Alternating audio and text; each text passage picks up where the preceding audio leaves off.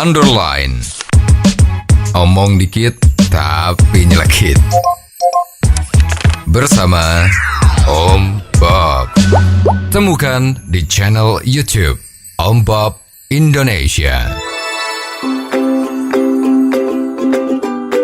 Om Bob, mau tidak mau Presiden Jokowi menugaskan Menko Polhukam Mahfud MD untuk mereformasi hukum akibat OTT KPK terhadap Hakim Agung Sudrajat Dimyati.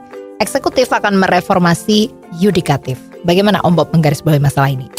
Ya, sekarang kan kita ketahui dari dulu ya, sudah lama sekali bahwa Indonesia itu menganut trias politika. Betul. Di mana terjadi pemisahan kekuasaan yang jelas sekali dari eksekutif, dari yudikatif, dan dari legislatif. Masing-masing sebagai pejabat yang menjalankan, satu sebagai pengadilan, dan satu sebagai pembentuk undang-undang. Betul. Itu dipisahkan dengan jelas. Nah, sekarang dengan adanya trias politika ini ternyata tempat orang mencari keadilan, Mahkamah Agung, itu kemarin terjadi OTT.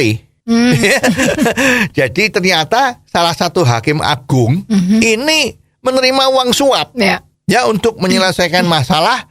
Artinya bisa saja masalah yang seharusnya itu salah menjadi benar. Betul. Karena suap itu kan tujuannya menghalalkan cara di mana kalau salah ya harus bisa jadi menang. Atau ini ada curiga-curiga juga ya. Jangan-jangan kalau sudah benar tetapi tidak ada uangnya, tidak ada suapnya, yang benar itu menjadi salah, dikalahkan. Nah, makanya sulit ya bagi yang mencari keadilan di Mahkamah Agung kemarin itu menjadi serba salah. Kalau tidak pakai uang, tidak ada suap, ternyata dia sebetulnya itu yang menang, bisa jadi salah, bisa jadi kalah.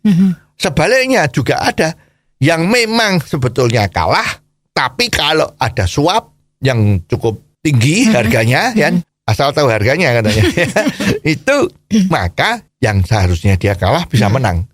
Nah, ini kan dilema yang dimana seharusnya Mahkamah Agung, tempat di mana keadilan itu diperjuangkan dan dipertontonkan, malah sekarang menjadi tontonan untuk semacam ketidakadilan.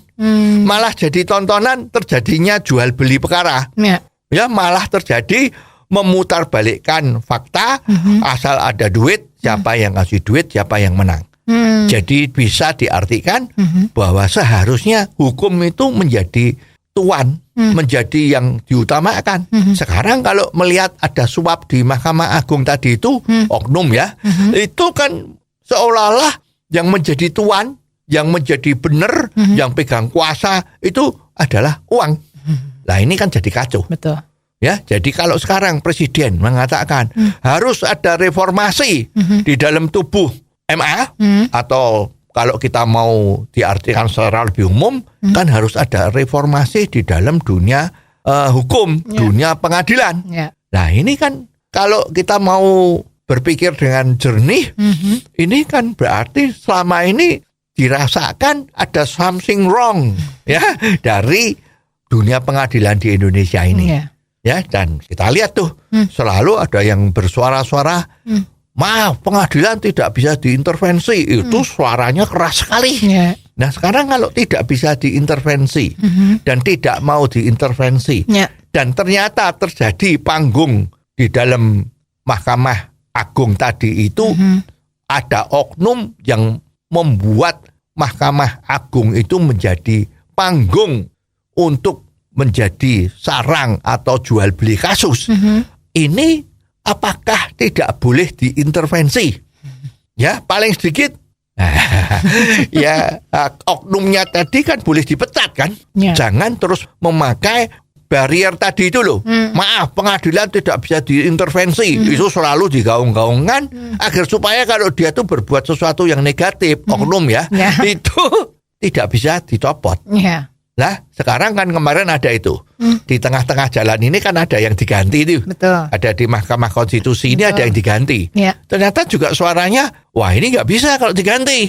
Ya, tapi kalau melihat pengalaman dari oknum yang ada di Mahkamah Agung tadi itu, nah kalau tidak bisa diganti dan memang dia menjadi luar biasa saktinya karena nggak bisa diintervensi, tetapi putusannya itu nggak karuan seperti tadi itu kan. Ya. Nah ini gimana? Ya. Ya jadi susah. Betul. Jadi mestinya ya yang namanya presiden itu kan dipilih sama rakyat.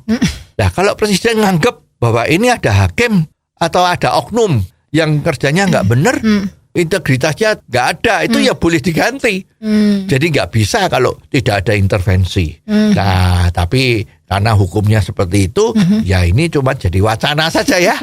Ya wacana saja. Apakah sistem kita yang mutlak tidak bisa diintervensi itu akan dipertahankan atau tidak? Ya. Ini menjadi bahan diskusi yang panjang, Ya. di mana ahli-ahli tata negara kita tuh banyak. Ya. Nah ini perlu dipikirkan, ya.